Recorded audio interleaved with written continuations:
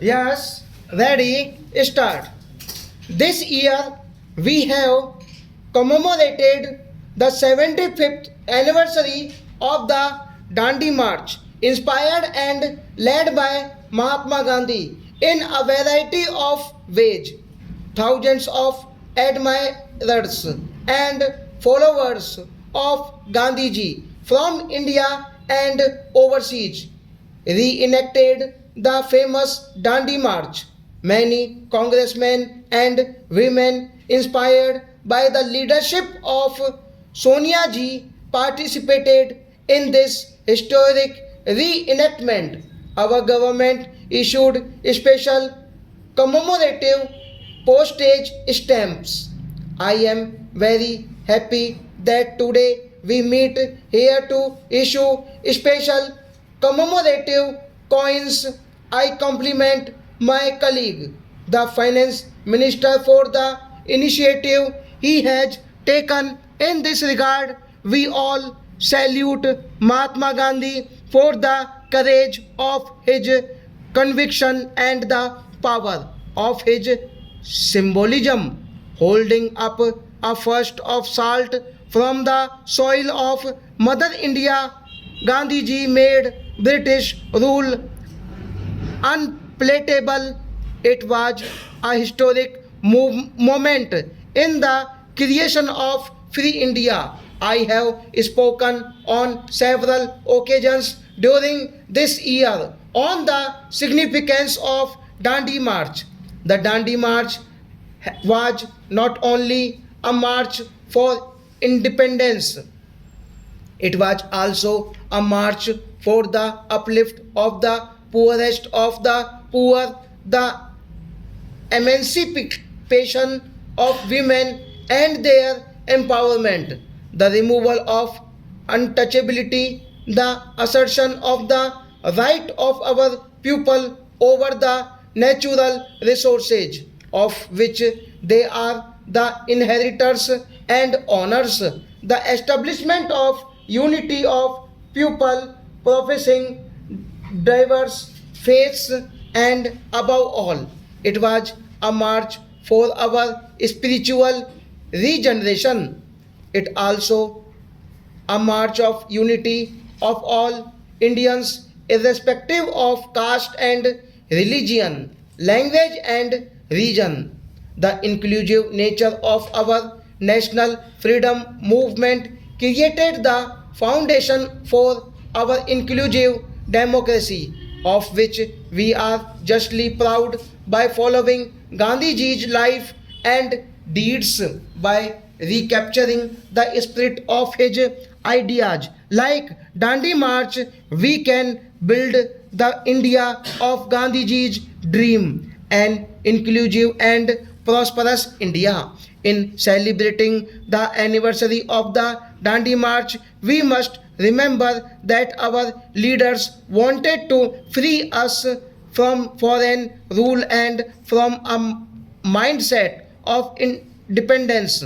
They wanted each one of us to stand for our own rights and take pride in our being Indians, the children of Mother India. The ideas of self reliance is important even today. However, self reliance does not imply pursuing a policy of exclusive. It does not mean cutting ourselves away from the world. Self reliance in the modern world implies the ability to pursue one's interests with self confidence and faith in one's own capabilities. Let me begin by expressing my sincere gratitude to my leader and to each one of you for this interaction. We are here to take a stock of the implementation of some key promises we made to the people while seeking their mandate. We were returned to power at the center, not just on a wave of resentment against the NDA, but equally on a wave of hope and faith in our ability to provide a government that cares. It was a positive vote for a secular and a liberal government, a forward looking and modernizing government, and inclusive and transparent government. I am pleased to report that in the 16th months that the government of the United Progressive Alliance has been in office, we have implemented nearly three-fourths of the commitments undertaken in the National Common Minimum Program. The most important contribution of our party in government has been to bring the nation back to the politics of modernization and the economics of equity and development. The weaker sections of society, the marginalized, the depressed, the minorities feel a new sense of belonging and ownership in the destiny of our nation. We have taken several steps to empower scheduled caste, scheduled tribes, minorities, women, children, and disabled senior citizens and people living in the far reaches of this vast land. A bill to provide for reservation of posts in civil services has been introduced. We have taken several steps to ensure that commitments already made in respect of the empowerment of scheduled caste and scheduled tribes are fulfilled in a time bound manner.